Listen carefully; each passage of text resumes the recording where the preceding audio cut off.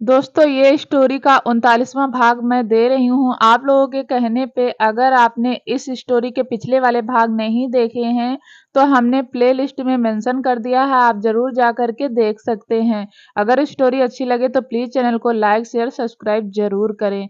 आन्या और रुद्र दोनों एक दूसरे को काफी मजबूती से जकड़े हुए, एक दूसरे को महसूस करते हुए, प्यार का सुकून ही कुछ ऐसा होता है कि हर एहसास उसके आगे जैसे फीका हो। वहीं दूसरी तरफ दिव्यांका अपने घर पर काफी बेसब्री से टहल रही थी, जैसे किसी का इंतजार कर रही हो। उसकी नजर बार बार अपने फोन की घड़ी से होते हुए दरवाजे पर चली जाती है। वह जाने कितनी बार दरवाजा खोल चेक कर चुकी थी। दिव्यांका एक बार और वक्त देख दोबारा दरवाजा खोल जैसे चेक करती है तो उसके सामने एक शख्स दिखाई देता है, जो कि डोर बेल बजने से पहले ही दरवाजा खोलता देख काफी बड़ी स्माइल के साथ कहता है, क्या बात है डार्लिंग, तुम तो पहले से बहुत फास्ट हो गई हो।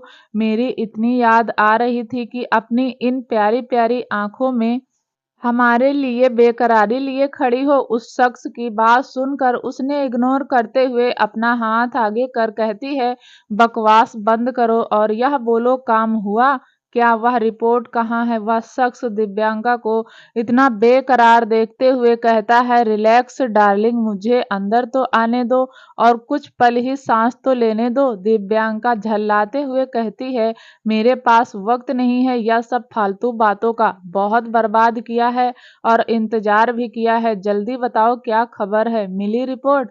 दिव्यांका की बेसब्री देख वह आदमी अपनी जैकेट के पॉकेट से एक लंबा एनवल्व निकाल उसके हाथ में रखता हुआ कहता है, या लो मेरी जान और खुश हो जाओ। दिव्यांका उस एनवल्व को देख जल्दी से बेखबर हुए उसे खोल पढ़ने लगती है। उस रिपोर्ट को पढ़ उसके चेहरे पर एक अलग ही खुशी होती है, एक डेविल स्माइल। दिव्यांका उस रिपोर्ट को पढ़ वापस से उस एनवोल्व को चेक करते हुए कहती है, बाकी इंफॉर्मेशन कहाँ है और मैंने जो डिटेल बदलने को कही थी वह रिपोर्ट कहाँ है। यह सुन वो आदमी दिव्यांका को अजीब नजरों से घूर उसे साइड करता हुआ घर के अंदर आ जाता है और आराम से सोफे पर फैल कहता है, उसे निकलने में वक्त लगेगा, यह कोई आसान काम थोड़ी ना है और मैं कोई प्रोफेशनल थोड़ी हूँ। यह सारे कामों के लिए अभी इसी से काम चला लो, बाकी के बाद में मिलेगा। यह सुन दिव्यांका को काफी गुस्सा आता है, वह अपनी मुठ्ठियां भींच लेती है जिससे वह रिपोर्ट भी मुड़ जाती है, जिसे देख वह शख्स जल्दी से दिव्यांका को शांत करवाते हुए कहता है, अरे बेबी रिलैक्स हो जाओ, यह क्या कर रही हो, अगर यह खराब हो गया तो हम दोबारा कहाँ से लाएंगे, और वैसे भी परेशान क्यों हो रही हो, सब हो जाएगा। दिव्यांका गुस्से में उस आदमी को झटकते हुए कहती है, कब हो जाएगा, कब होगा, कितना इंतजार करूं मैं, उस आन्या को उस मुकाम पर और बर्दाश्त नहीं कर सकती। वह मुझे अक्कड़ दिखाती है, अभी वह बचपन से अब तक मेरे पीछे रही, अब वह मुझे अक्कड़ दिखा रही है। मैं बर्दाश्त नहीं कर सकती, उसे तोड़ने के लिए मैं खुद मिट सकती हूँ। उसकी वजह से मेरी फैमिली ने कितना कुछ सहा है, दी की शादी टूट गई, पापा की इज्जत चली गई, माँ को कितना कष्ट हुआ है उनको। वह शख्स दिव्यांका का गुस्सा देख हंसते हुए कहता है, तुम्हें कब से डार्लिंग फैमिली की इतनी परवाह होने लगी, तब तो नहीं सोचा जब शादी से भाग गई थी। दिव्यांका उसका ताना सुन गुस्से में उसका कॉलर पकड़ कहती है, क्या कहा तुमने। वह आदमी हंसते हुए कहता है, दिव्यांका के हाथ से अपना कॉलर छुड़ाते हुए कहता है, डार्लिंग मैं तुम्हें काफी सालों से जानता हूँ और यह भी जानता हूँ कि तुम क्या चीज हो, इसलिए मेरे सामने यह नाटक करने की जरूरत नहीं है। तुम परिवार छोड़ो, तुम अपने बारे में सोच सकती हो, जहाँ प्रॉफिट वहाँ दिव्यांका राठी। तुम मानो या ना मानो, बस इस बात का बदला लेना चाहती हो कि वह तुमसे आगे है और तुम्हें बर्दाश्त नहीं की। कोई जिसे तुमने अपना गुलाम बना रखा है वह अब उसके आगे दुनिया गुलाम है। वैसे रही बात आन्या की, तो तुम उसे अभी जमीन पर ला सकती हो। बस वह डर जिसके लिए तुम्हें कोई सबूत की जरूरत नहीं है, वह उसके अंदर डाल दो। फिर देखो, शायद तुम्हारे कुछ करने से पहले ही वह खुद अपनी बसी बसाई बस्ती उजाड़ दे, या कुछ ही पलों के लिए उसका सुकून छीन जाए। इतना बोल वह आदमी काफी आराम से दिव्यांका को देखने लगता है। उसकी बातों को सुन दिव्यांका के एक्सप्रेशन पल पल बदलने लगते हैं, पर आखिर में उसके चेहरे पर एक शैतानी मुस्कान छा जाती है। वह अपने हाथों में उस एनवल्व को लहरा कर कहती है, माय डियर सिस्टर, लगता है अब हमें मिलना ही चाहिए। जिंदगी काफी हसीन होती है। और यह लाइन इस वक्त आन्या जी रही थी। सब कुछ परफेक्ट था उसकी लाइफ में, और शायद परफेक्ट से भी ज्यादा इतना कुछ मिल गया था उसे एक ही जिंदगी में कि सब एक खूबसूरत सपने जैसा हो। कुछ दिन यूं ही बीत जाते हैं। आन्या किसी काम से मार्केट आती है और अपनी शॉपिंग खत्म कर जाने को थी। शाम ढल चुकी थी, इसलिए उसके अंदर कुछ हड़बड़ाहट सी थी। तभी उसके कानों में किसी की जानी पहचानी आवाज पड़ती है, हेलो मिसेज आन्या रुद्रराज चौहान। आन्या अपना नाम यूं पुकारे जाने से थोड़ी कंफ्यूज जैसे ही अपना सिर उठाकर इधर उधर देखती है तो उसकी आंखें चढ़ जाती हैं, क्योंकि उसके सामने दिव्यांका अपनी होठों पर एक कुटिल स्माइल लिए खड़ी थी।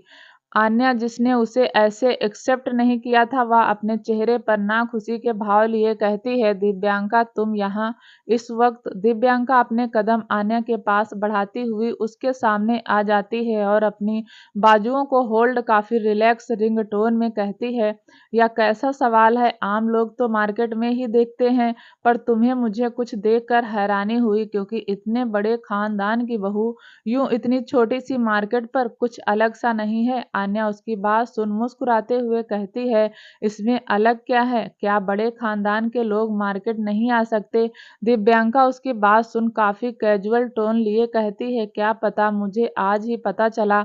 अगर बड़े खानदान से जुड़ने के बावजूद उनके अंदर का मिडिल क्लास ब्लड ना बदला हो। दिव्यांका की बात सुन आन्या को कुछ खास अच्छा नहीं लगा, लेकिन वह उसका स्वभाव अच्छे से जानती थी, इसलिए वह उसे बहस करना सही नहीं समझती थी। लेकिन उसके चेहरे के भाव और आंखों की नजर कुछ फीकी सी हो गई। यह देख दिव्यांका जल्दी से खुद को संभाल एक मुस्कान लिए कहती है, यह सब छोड़ो, लेट्स गो। हम साथ में आज कॉफी पीते हैं और कुछ पुराने पल एक बार फिर जीते हैं। चलो ना। दिव्यांका का यूं अप्रोच करता देख आन्या सोच में पड़ जाती है कि आखिर उसका रंग यूं अचानक कैसे बदल गया। वह मना करने के लिए कुछ कहती है कि उससे पहले दिव्यांका उसका हाथ थाम कहती है, कम ऑन आन्या, चाहे हमारे बीच कुछ काफी हुआ है, लेकिन यह बात भी तो सच है ना, हम बहनें हैं। जिसने अपना बचपन एक दूसरे के साथ बहनों से भी ज्यादा सहेलियों जैसा बिताया है, तो फिर क्यों ना आज हम सब कुछ साइड रख कुछ पल यूं साथ में बैठते हैं, प्लीज। दिव्यांका के यूं रिक्वेस्ट करने पर आन्या मना नहीं कर पाती और हाँ में सिर हिला देती है।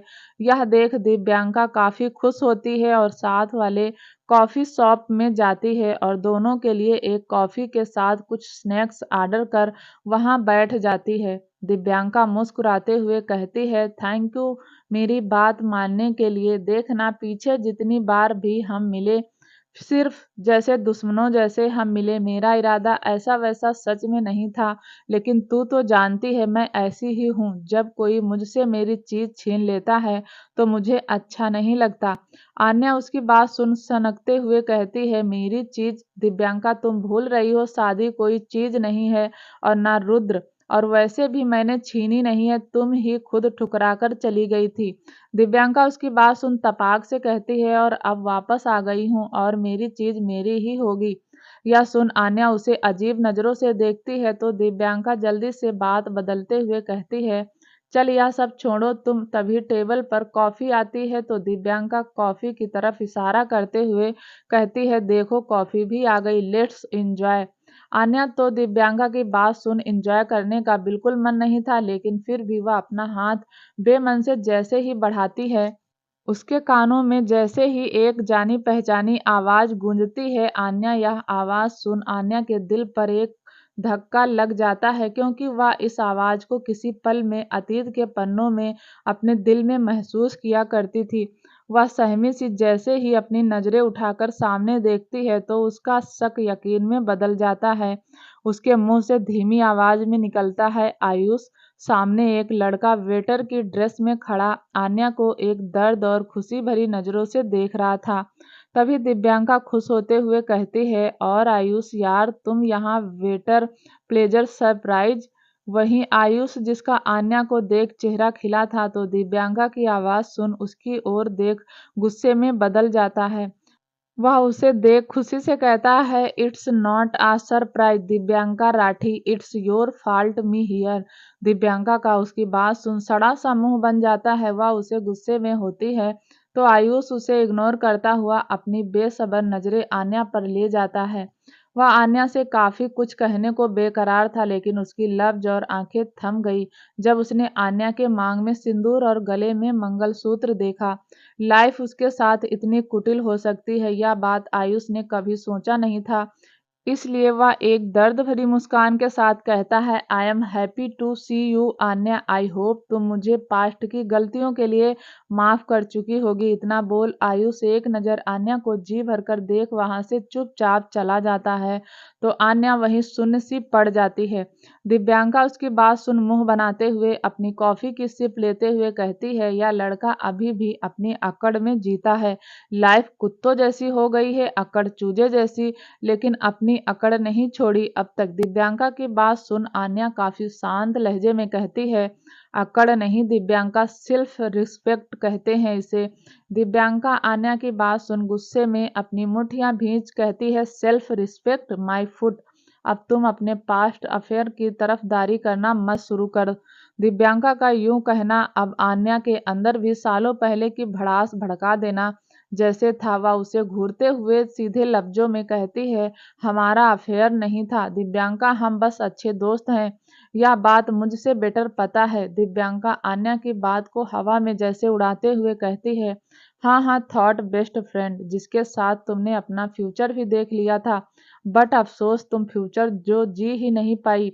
आन्या उखड़े हुए लफ्जों में कहती है, थॉट डिफरेंट थिंक दिव्यांका, वह मेरी माँ के बेस्ट फ्रेंड का बेटा था तो सिंपल सी बात है। और वैसे भी जब यह सब तब हम काफी इनमेच्योर ही थे और मेरे दिल में ऐसा कोई प्यार नहीं था आयुष के लिए। मैंने कभी उसके लिए वैसी फीलिंग महसूस नहीं की। मुझे कोई गिल्ट हो, हाँ शायद हम साथ होते, लेकिन 3 साल पहले उस हादसे ने। इतना बोलते बोलते आन्या खामोश हो गई।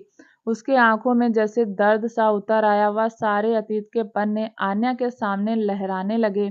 आन्या के बोलते बोलते खामोशी के साथ उसके बदले भाव को देख दिव्यांका जैसे आग में घी जैसी मुस्कान को मन में दबाते हुए कहती है, तुम्हें खुद से दूर कर दिया।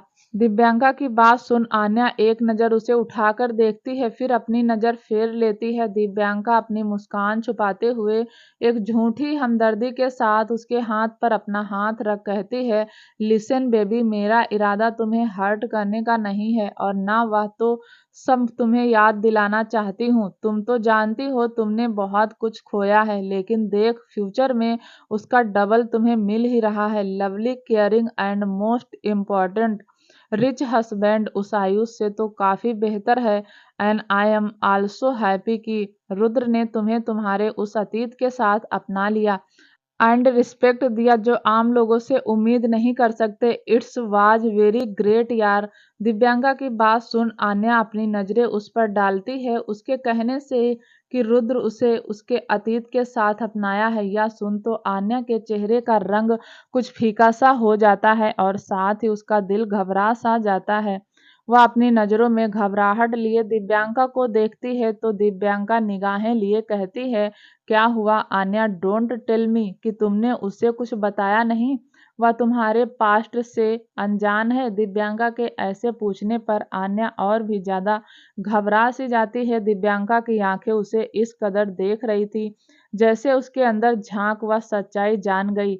यह सब महसूस कर आन्या हड़बड़ाहट में उठते हुए कहती है, यह ऐसी बातों के लिए कोई सही समय नहीं है दिव्यांका। फिर अपना पर्स उठाकर अपने हाथ में देख जल्दी से कहती है, आई गेस मुझे काफी टाइम हो गया मुझे चलना चाहिए। Thank you for coffee. इतना बोल आन्या खुद को संभाले वहां से निकल जाती है। उसके चाल में हड़बड़ाहट और नजरों में हिचकिचाहट और घबराहट देख दिव्यांका उसे पीछे से पुकारती है रोकने के लिए, पर आन्या नहीं रुकती।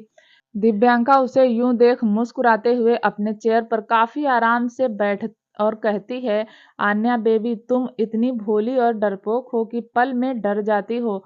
मैं जानती हूँ तुमने कभी रुद्र को वह बात नहीं बताई, क्योंकि तुम जैसी लड़की के लिए वह राज एक दर्द और शर्म से भरा होता है। और रही बात रुद्र को जानने के लिए, तो डोंट वरी बेबी, मैं हूं ना, मैं बताऊंगी तुम्हारा डर, तुम्हारा अतीत, लेकिन अपने तरीके से, वह भी सही वक्त पर। फिर उसके बाद तुम उसके लाइफ से आउट और मैं इन। यह बोलते बोलते दिव्यांका की मुस्कान काफी कुटिल हो चुकी थी। वहीं दूर खड़ा दीवार के साइड में खड़ा आयुष दिव्यांका को देख रहा था। उसकी मुस्कान, उसके आंखों में दिखते कुटिल इरादे उससे छुपे नहीं थे। उसे यह नहीं पता कि आखिर उसके और आन्या के बीच बात क्या हुई, लेकिन वह इतना जान गया था कि दिव्यांका ने जानबूझकर आन्या को किसी बात से उसे डराया है। इसलिए वह जब कैफे से निकली तो उसके आंखों में डर और घबराहट थी। वह दिव्यांका को काफी अच्छे से जानता था, क्योंकि वह तीनों स्कूल टाइम में साथ पढ़े थे। आयुष एक मिडिल क्लास से बिलोंग करता था और आन्या उसके मॉम की दोस्त थी की बेटी, इसलिए उसका इस वजह से शुरू से आन्या के प्रति काफी ज्यादा अटेंशन रहा करता था।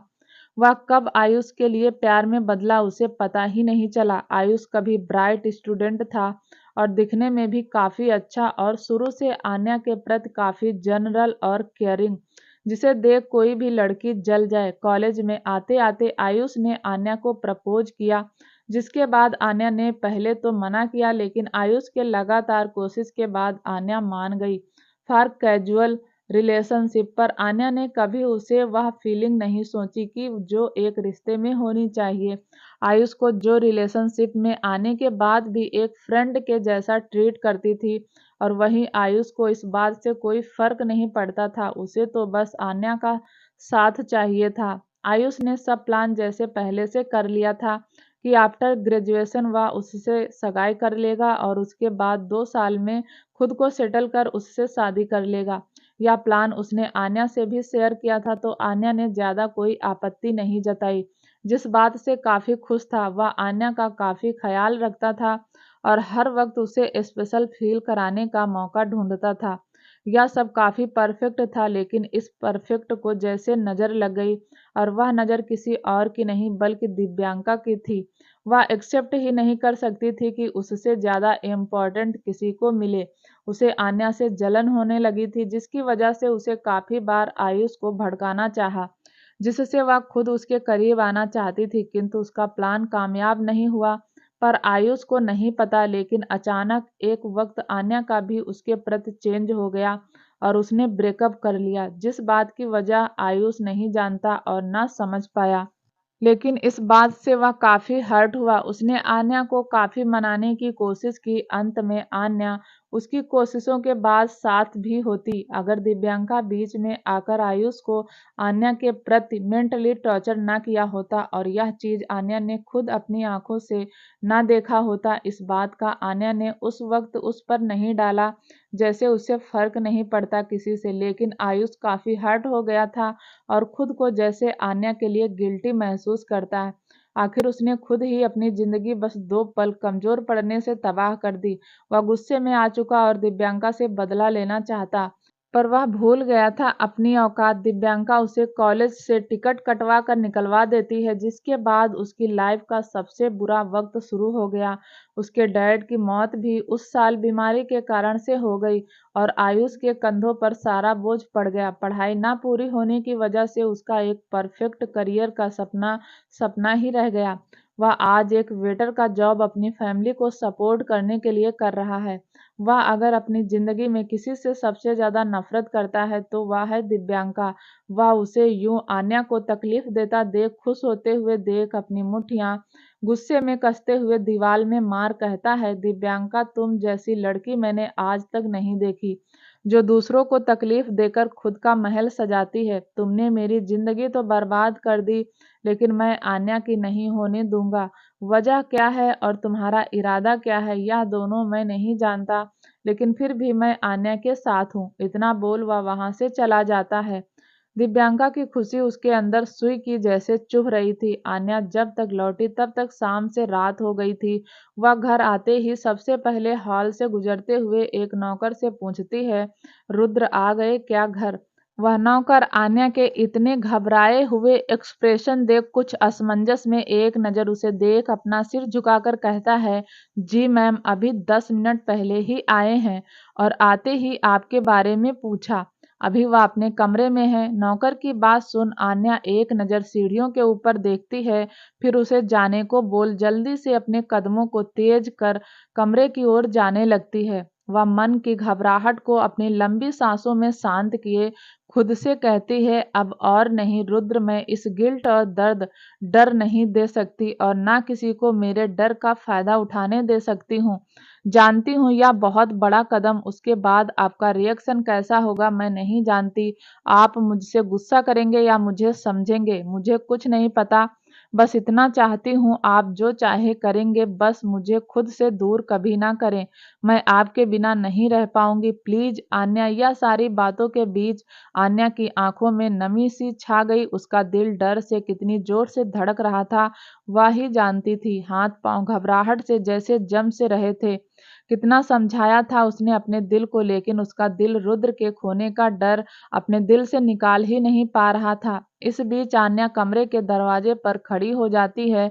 उसकी हिम्मत ही नहीं हो रही थी। वह अपना हाथ आगे बढ़ाकर दरवाजा खोले, पर काफी अपने दिल को हौसला देने के बाद जैसे ही वह अपना हाथ आगे बढ़ाती है कि उससे पहले ही कमरे का दरवाजा खुल जाता है और रुद्र कमरे से जैसे ही बाहर आता है, सामने आन्या को यूं देख उचक सा जाता है। वह दरवाजे की तरफ अपनी आईब्रो उठाते हुए कहता है, तुम यहाँ? दरवाजे पर आन्या रुद्र के सवाल से और भी ज्यादा घबरा गई। वह अपनी नजरें इधर उधर चुराते हुए कहती है, हाँ वह बस अंदर ही आ रही थी। नौकर ने कहा आप मुझे ढूंढ रहे थे, कोई काम था? आन्या का जवाब सुन रुद्र उसके करीब आता है और उसके गालों को पकड़ उसके चेहरे को होल्ड करते हुए उसके माथे पर किस कर कहता है, नहीं वाइफी, बस तुम्हें देखना था। वह मेरे घर आने की जल्दी वजह तो तुम हो। रुद्र की बात सुन आन्या उसकी आंखों में देख हल्का मुस्कुराती है, तो रुद्र उसकी आंखों में कुछ खालीपन देख फिक्र से कहता है, क्या हुआ वाइफी, सब ठीक है? रुद्र के पूछने पर आन्या अपनी घबराहट थामे जल्दी से कहती है, हाँ सब ठीक है। रुद्र कुछ शक से उसे देख कहता है, तो तुम्हारी आंखें यूं गुमसुम क्यों हैं? रुद्र के यूं देखने और एक के बाद एक सवाल पूछने पर आन्या जल्दी से खुद को रिलैक्स कोशिश करते हुए कहती है, नहीं ऐसा कुछ नहीं है, वह बस थोड़ा थक गई हूं ना, शायद इसलिए। रुद्र उसकी बात सुन एक बार फिर कंफर्म किए पूछता है, आर यू श्योर? और आन्या जल्दी से हाँ में सिर हिला देती है, तो रुद्र उसके माथे को दोबारा चूमते हुए कहता है, ठीक है तुम रेस्ट करो, मैं स्टडी रूम में। इतना बोल रुद्र एक बार उसके गालों को सहलाते हुए जाने लगता है, तो आन्या झट से उसका हाथ पकड़ कहती है, रुद्र सुनो ना। रुद्र उसके रोकने पर उसकी ओर पलट कहता है, हाँ आन्या। इधर उधर देख खुद को रिलैक्स कर कहती है, मुझे आपसे कुछ बात करनी है। रुद्र आन्या की बात सुन एक नज़र अपनी घड़ी को देख कहता है, वाइफी, अगर आज अंत ना हो तो हम कुछ देर बाद बात कर सकते हैं। वह कैजुअली, अभी मेरे फॉरेन क्लाइंट के साथ वीडियो कॉल मीटिंग है, तो अभी पॉसिबल नहीं है। मैं उसे जल्दी खत्म कर तुम्हारे पास आता हूँ वाइफी। आन्या उसकी बात सुन उसे रोक नहीं पाती और बस हाँ में सिर हिलाकर उसका हाथ धीरे से छोड़ देती है। रुद्र उसके गाल पर प्यार से हाथ रख उसे रेस्ट करने का बोल चला जाता है। बस उसे जाता देख अपने मन में कहती है, कितनी मुश्किलों से यह हिम्मत मिली थी और अब आपने इंतजार की जंजीरों में बांध मेरे लिए और भी ज्यादा मुश्किल कर दिया। लेकिन कुछ भी हो जाए, मैं आज के आज आपको सब बता कर रहूंगी। अभी तक फ्यूचर में हमारे बीच कोई ना रहे, ना कोई गलतफहमी हो सके। इतना सोच आन्या ने अपने मन में पक्का इरादा कर कमरे में चली जाती है और रुद्र का इंतजार करने लगती है। आखिर क्या होगा जब आन्या रुद्र को अपने पास्ट के बारे में बताएगी? जानने के लिए दोस्तों प्लीज चैनल को लाइक शेयर सब्सक्राइब और सपोर्ट जरूर करें। मिलते हैं अगले एपिसोड में, तब तक के लिए नमस्कार, धन्यवाद।